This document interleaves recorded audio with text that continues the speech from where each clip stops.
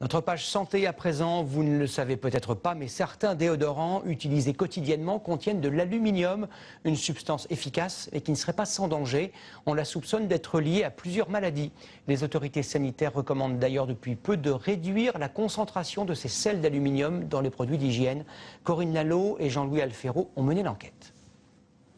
Il faut parfois une loupe pour découvrir la présence d'aluminium dans les déodorants antitranspirants. Mais son effet sur la santé est désormais bien documenté. Les autorités sanitaires françaises aujourd'hui disent que la sécurité sanitaire des consommateurs n'est pas assurée en conditions normales d'utilisation avec les antitranspirants. Les sels d'aluminium ont pour fonction d'empêcher la transpiration, mais le problème, c'est qu'ils pénètrent dans l'organisme. Ce sont les docteurs Guillard et Pinault qui l'ont démontré grâce à cette salle blanche de l'hôpital de Poitiers. La découverte s'est faite avec le cas d'une femme qui souffrait d'une grande fatigue sans savoir pourquoi.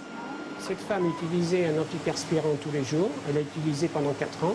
On s'est aperçu que l'aluminium était extrêmement élevé dans le sang, extrêmement élevé par rapport à un être humain normal.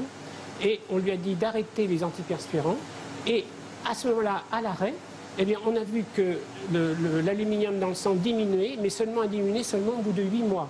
Une preuve irréfutable que cet aluminium dans le sang venait de l'antiperspirant. Il fallait ensuite comprendre comment se faisait le passage de l'aluminium. C'est cette peau humaine qui a servi pour l'expérimentation. Sur peau intacte, le passage était faible, mais sur peau épilée ou rasée, il était important. Et là, on avait 6 fois plus d'aluminium qui était passé aussi bien dans le derme que dans l'épiderme. Donc on avait prouvé le passage de l'aluminium privilégié sur une peau irritée ou une peau qui était légèrement lésée. Une fois dans l'organisme, l'aluminium circule et peut se déposer dans les os et même dans le cerveau en traversant la barrière entre le sang et le cerveau. Il est toxique pour les cellules. Pourtant, de leur côté, les fabricants de cosmétiques estiment que rien ne justifie une remise en cause de leur pratique. Ils n'ont pas désiré répondre à nos demandes d'interview.